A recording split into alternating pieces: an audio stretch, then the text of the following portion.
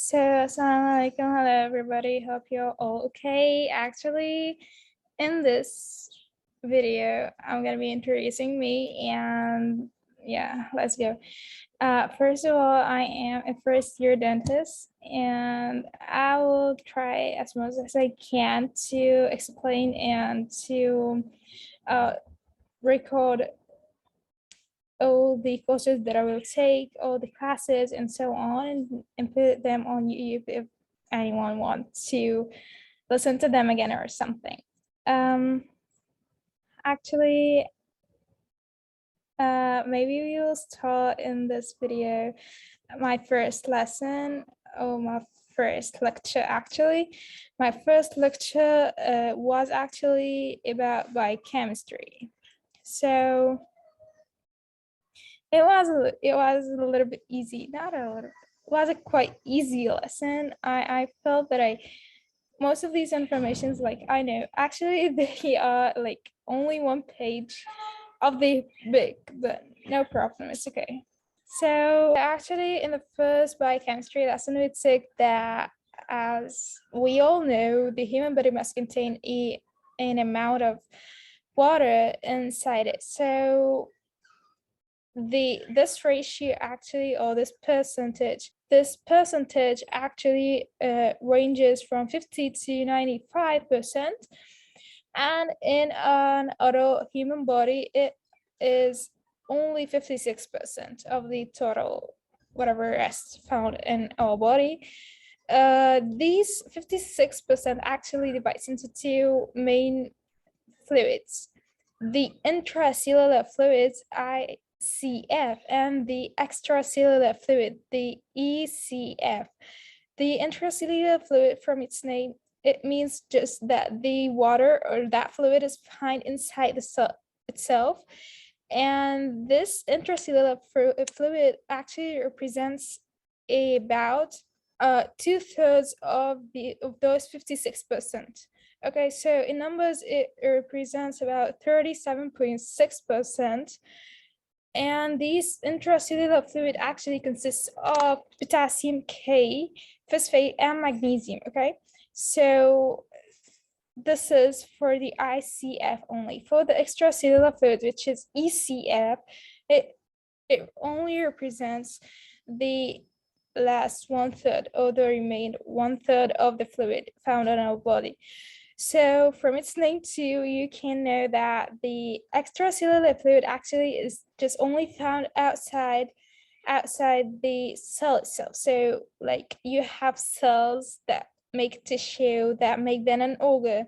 So out these organs and out and above these organs and around it, there must be a fluid to let you live. So these fluids are those extracellular fluids, and they represent 1/3 of the total amount of the 56% in your body. And in numbers, it represents about 18.6%, and it consists of sodium, chloride, and bicarbonate. That's for the water. Then we talked actually on the bonds, and first we talked on the covalent bond, and we took the water as an example. So actually water, as we know, equal to H2O. So we have 2 hydrogen atom and 1 oxygen atom. So for the hydrogen atom, we know that they have only 1 electron, and the oxygen have 16 electrons. So it will have in the last orbit in the highest level of the electrons in it, they will be 2 missing electrons. So those who will help the oxygen atom will be those 2 hydrogen atoms. So these 2 hydrogen atoms will share their electrons, their only electron, with the oxygen atom in a covalent bond. The oxygen is not gonna take it, and at the same time, the hydrogen is not gonna lose its electron, but they will share it. And because the oxygen is a little bit stronger, actually the electrons will be a little bit pulled to the oxygen more than the hydrogen.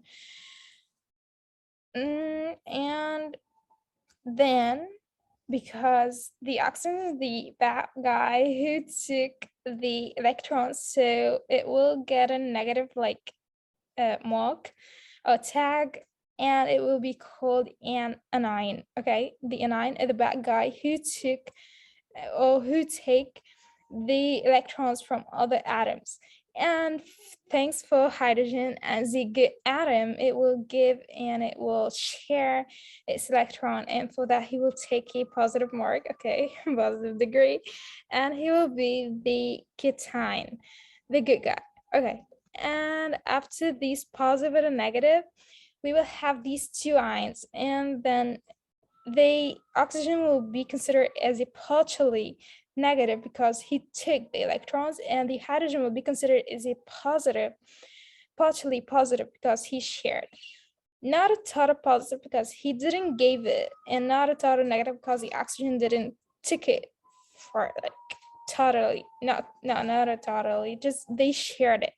Okay, and this positive and negative, partially positive and negative, will give us a something called dipole. So di, two, and pool, so two pools, like two different charges, two different whatever. Okay, so this gives the water the name of dipole, and we all know that the water is a universal solvent too,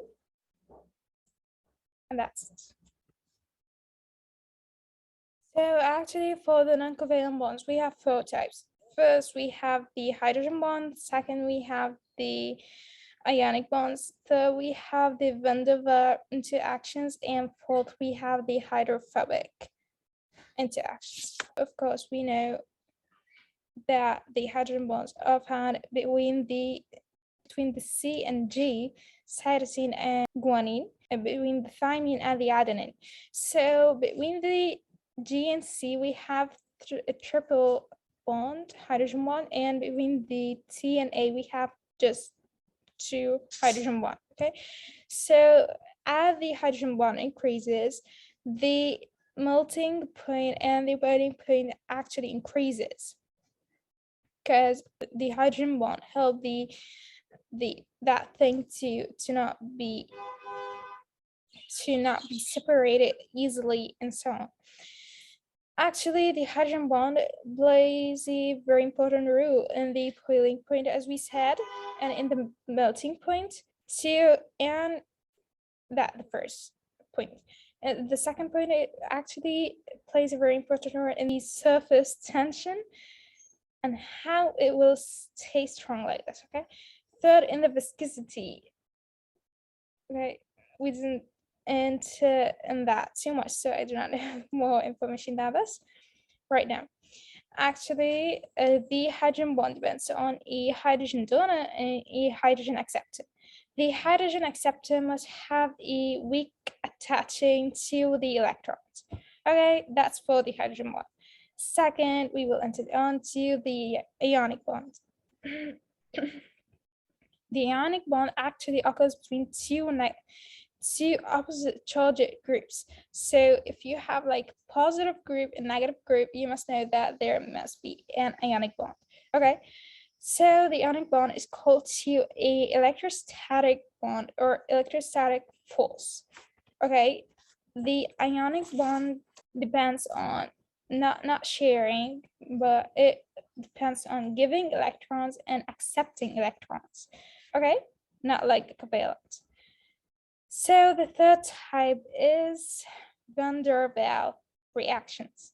Van der Waals are really the most weakest reactions that may happen. They are not like something constant. They occur in 1 second or something, like, we have the center of the nucleus. Okay, this does not move.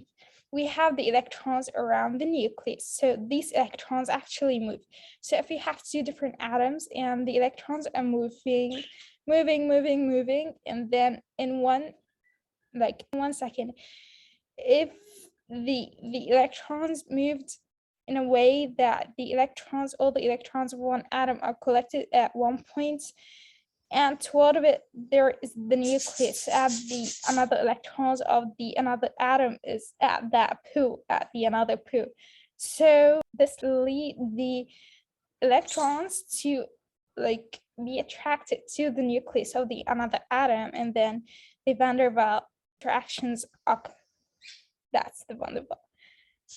And actually, as we said, they are the weakest. They are weaker than hydrogen bond.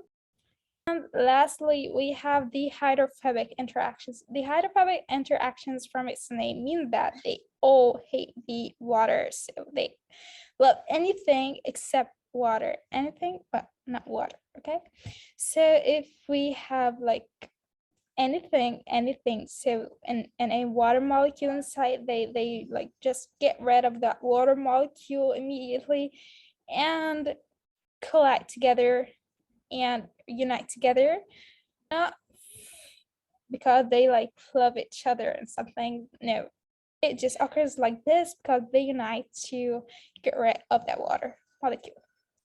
Okay, that's it. See you in the next lesson. I don't know what I'm gonna 2 hours later. What I am going to be taking. तो इन unbalanced forces से उनमें पैदा